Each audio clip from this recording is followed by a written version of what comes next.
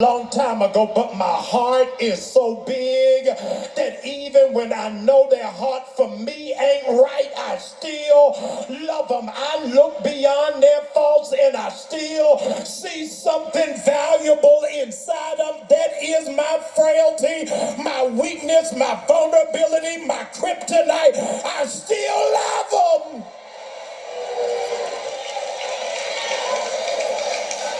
Can't even imagine the father, the prodigal son. Can you imagine your child saying to you, I wish you were dead? And then following it up by saying, I know you still living, but can we cash in your insurance policy?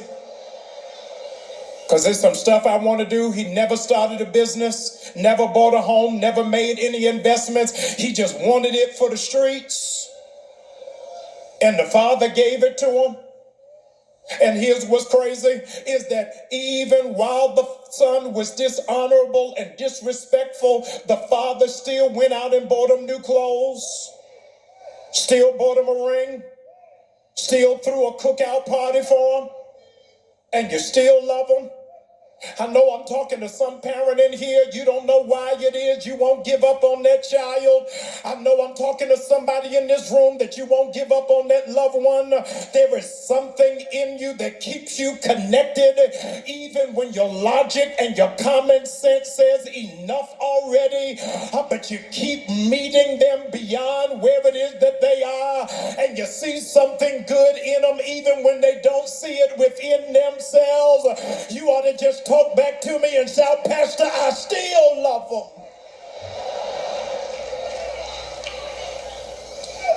And these are the people, excuse my language, who tick us off the most. You don't know any ICE agents. You don't know no Klan members. You ain't never had a MAGA representative sitting in your living room. Who betrayed you? Who lied to you? Who manipulated you? Who slept with you and didn't call? Be clear, hostility doesn't mean that you hate them. It means you hate what they did. They got a pre-existing condition. But your heart keeps beating. Your blood keeps flowing. Can you imagine your greatest liability is that you are an endangered species because you actually are a good person? No trophies, no plaques, no awards, no certificates, no commendation. You are actually a good person. So now hear the master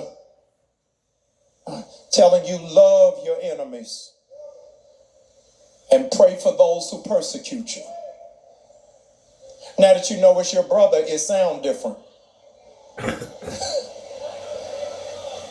Now that you know it's your son, it got a different ring to it.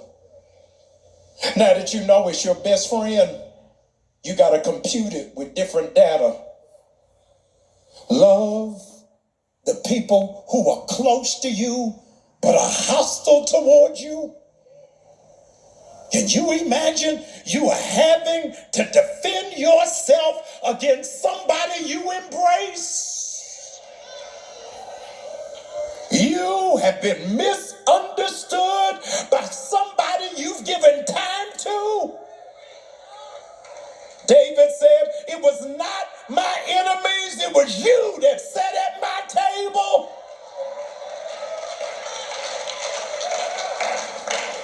The lesson is, ladies and gentlemen, a sermon that you didn't plan on to close out this unusual love series is how to have a long-term relationship with somebody who don't know how to love me.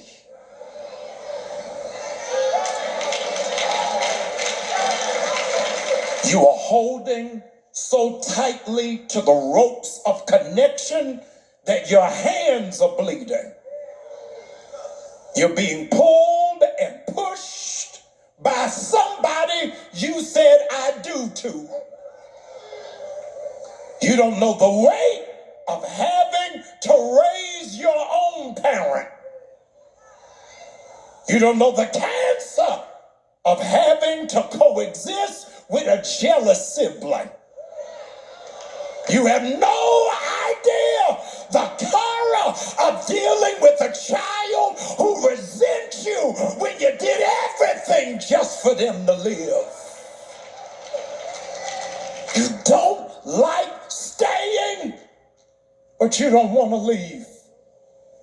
Your abandonment issues are in reverse. Because you were left, you don't like leaving. Because nobody protected you, you fight people that got gloves on. Love your enemies when they got your last name. I'm by myself today. Family ain't been the same since mama died. Y'all can't get on one accord just to get through a holiday. If you never see them again, it's all right by you. But you keep praying for them, keep thinking about them, keep hoping that something good. I ain't got nothing, no beef with the kids. I just can't stand the mama. I got no issue being in the space as long as daddy ain't coming. How did you divorce a whole family?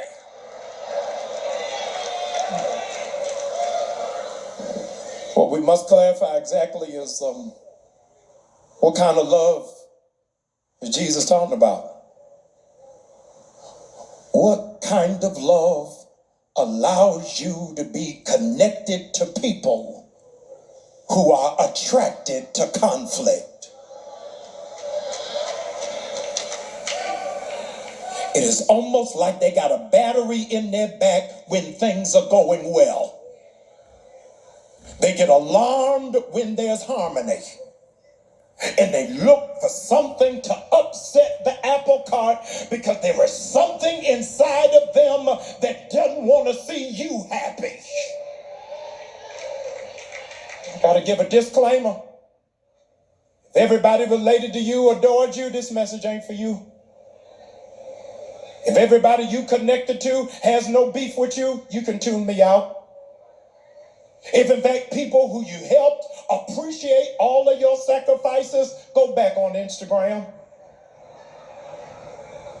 But if you are trying to keep yourself together when it's the people you love that's pulling you apart, I need you to listen to what God is saying in this hour.